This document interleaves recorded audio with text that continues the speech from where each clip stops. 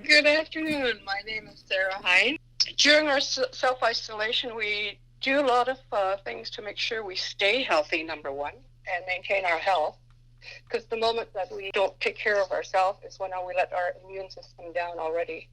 We usually go outside in the yard for daily fresh air. We open the door for short periods of time to let some fresh air in. And also, I basically clean and disinfect my house, and we wash our hands frequently before and after use of everything that we do, and we're trying to maintain good healthy eating habits. We follow our strict guidelines to make sure that we eat at least one really good, healthy, balanced food a day. We try to avoid starchy products. It's going to make our bum bigger. Big padded bums after this isolation. So we've got to be careful about that. Now, we also do deep breathing exercises. And because we're in the age category, we're not in a really high range of huge active exercise. So we do a lot of range of motion exercises. And that's just to make sure that we maintain our muscle tone. And that also keeps our circulation going. We try not to sit too long, and if we do, we remind each other you got to walk around, make sure you don't get blood clots, or We keep busy on the internet, and we also play a lot of video games. My husband's a gamer, so he has lots of time on the gaming program. And we just talk about anything and everything, and we laugh. We laugh and laugh just about simple things. It's important to keep your humor during this time, because humor is also medicine too. Watch TV, we phone our family, our friends, and we also connect with all our friends that live out of town and are alone. We check on them too weekly. So far, I just finished talking to one of my friends a few minutes ago. I check out my arts and crafts. And I'm doing a little project for my granddaughter right now. She likes blingy stuff, so do I. So I'm going to surprise her with a real nice project. Encouraging everybody to put their imagination to use, to be creative, and have lots of fun with arts and crafts. The other day, when I first started self-isolation, I cut out a huge heart door knocker out of a poster paper, and it was pink. And on there, I put down, "We are okay, thank you." And the sign is reversible in case there's lots of wind or whatever.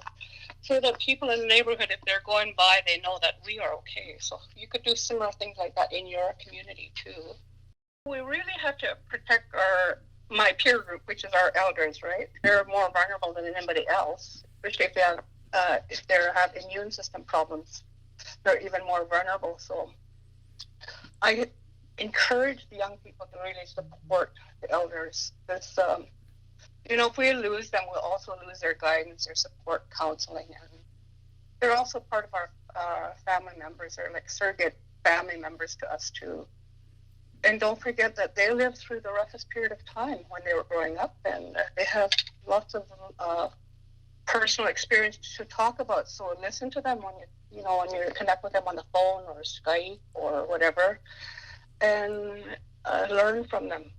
They'll be gladly talk to you about their personal journeys and stuff like that. And it's amazing what you learn from them. And also just remember to respect their stories when they're talking to you. And they have lots of powerful knowledge and wisdom about the culture. And they'll be gladly teach you and reconnect you with our traditional ways. For myself, I recall vividly what my grandparents or my parents told me. And today I can still tell stories, tons of stories about what they said. When I grew up, I remember we had no running water, no hydro, no phone.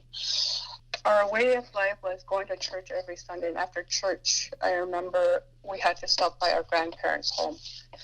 And we sat down behind a real old homemade wooden bench.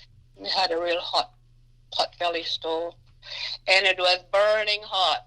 As kids, we don't like heat. We had to be disciplined and sit on the bench, and that's when Grandpa used to tell us stories about the interconnectedness of the world and universe.